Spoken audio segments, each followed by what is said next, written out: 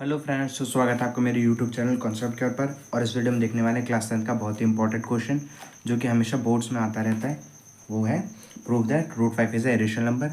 और ये क्वेश्चन बच्चों को बहुत परेशान करता है, पता नहीं क्यों, जबकि ये बहुत ही सिली क्वेश्चन है। क्यों? क्योंकि हमें इसमें करना क्या है, पहले खुद ही एजम्पशन लेनी है और खुद ही को बाद में रॉन्ग प्रूव करना है। तो चलो देख लेते हैं सॉल्व कैसे करना है। तो सबसे पहले हम करेंगे, इसको रेशनल मानेंगे। Let root 5 be a rational number. हमने इसको रेशनल नंबर मान लिया। और जैसा कि आपको पता होगा कि रेशनल नंबर जो होते हैं हम उसको क्या करते हैं, पी बाई क्यू की फॉर्म में लिख सकते हैं।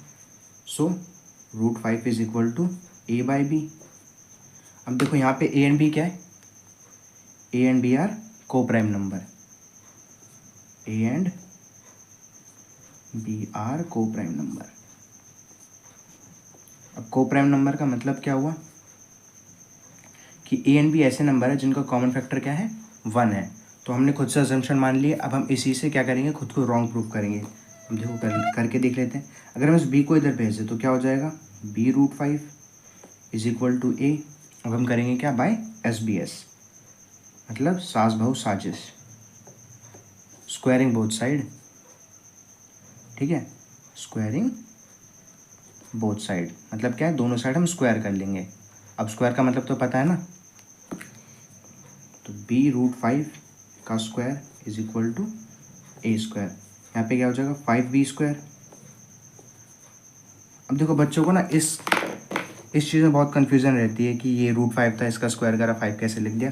तो ये चीज़ याद रखना कि कभी भी कोई नंबर अगर रूट में है और उसका स्क्वायर करना है तो वो जस्ट रूट से बाहर आ जाएगा। ठीक है, तो अगर हम क्या करें, इस 5 को इस साइड भेज दें, क्या होगा, b square is equal to a square by 5। अब हम यहाँ से देख सकते हैं कि ए स्क्वायर 5 से डिवाइड हो रहा है, अपॉन में तो डिवाइड ही हो रहा होगा। तो हम यहाँ पे लाइन लिख देंगे, ए स्क्वायर इज डिविजिबल बाय 5। कि जो ए स्क्वायर है 5 से डिवाइड हो रहा है, सो ए इज ऑल्सो डिविजिबल बाय 5। ये हमने थ्योरम देखी थी, theorem 1.2, A is also divisible by 5। हमने थ्योरम देखी थी ना, थ्योरम कहती है कि अगर ए स्क्वायर 5 से डिवाइड हो रहा है तो ए भी 5 से डिवाइड होगा। तो यहाँ पे लिख देना साइड में, थ्योरम 1.2। अब करना क्या है, देखो ए अगर 5 से डिवाइड हो रहा है, किसी नंबर पर डिवाइड हो रहा होगा। जैसे इधर एग्जांपल ले लेते हैं, 6 को अगर हम 2 से डिवाइड करें क्या आएगा, 3। ये सपोज कर लो ये 5 की जगह है, तो अगर हम इस 2 को 3 से मल्टीप्लाई कर दें 6 आ जाएगा। सेम हम करेंगे कि अगर हम इस 5 को जिस नंबर पे डिवाइड हो रहा होगा उससे मल्टीप्लाई कर दें तो ए आ जाएगा। सो ए इज इक्वल टू 5c। यानी कि जो भी नंबर 5 को डिवाइड करने के बाद आ रहा है उस नंबर से हम 5 को मल्टीप्लाई कर देंगे, ए आ जाएगा। वापस से क्या करेंगे, हम इसका स्क्वायर कर लेंगे। तो बाय एस बी एस, सास बहू साजिश, वापस से स्क्वायर कर देंगे, क्या हो जाएगा, A square is equal to 5c square.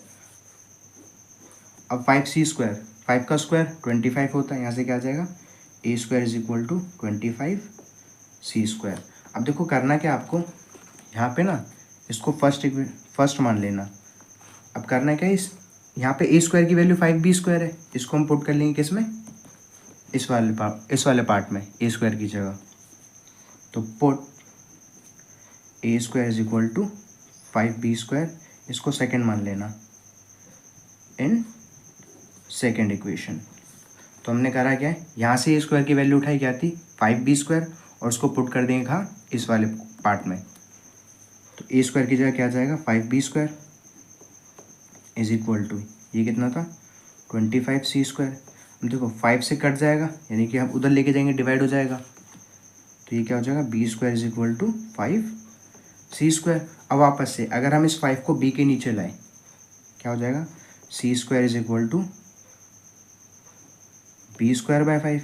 अब हमें यहाँ से क्या पता लगा कि बी स्क्वायर बाय 5 हो रहा है, यानी कि बी स्क्वायर को 5 डिवाइड कर रहा है, यानी कि b square is divisible by 5।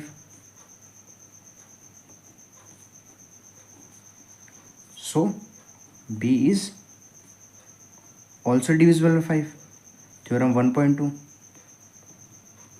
B is also divisible by 5। यहाँ पे लिख देंगे थ्योरम 1.2। अब देखो करना क्या है, यहाँ से जस्ट सॉल्व हो गया और कुछ नहीं करना। अब ए 5 से डिवाइड हो रहा है, बी भी 5 से डिवाइड हो रहा है, और हमने माना क्या था कि ये दोनों कोप्राइम नंबर है।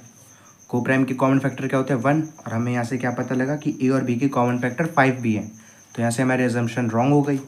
बस अब इसको लाइन में लिख देना है। अब लिखेंगे कैसे, this shows a and b are divisible by 5, है ना। यही तो पता लगा हमें कि ए और b is divisible by 5।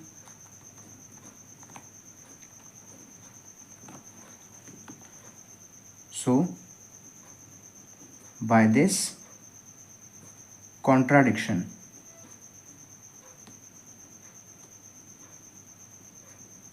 Our assumption is wrong. जो हमने माना था वो क्या था, गलत था। आवर assumption is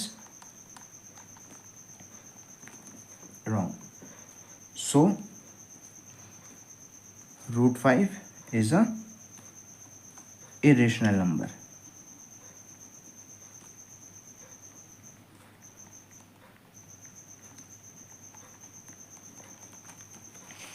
ना, होप आपको वीडियो समझ आ गया होगा, है ना। अगर कोई भी डाउट रहेगा तो आप कमेंट सेक्शन में पूछ सकते हैं। Thank you for the watching. मिलते हैं नेक्स्ट वीडियो में।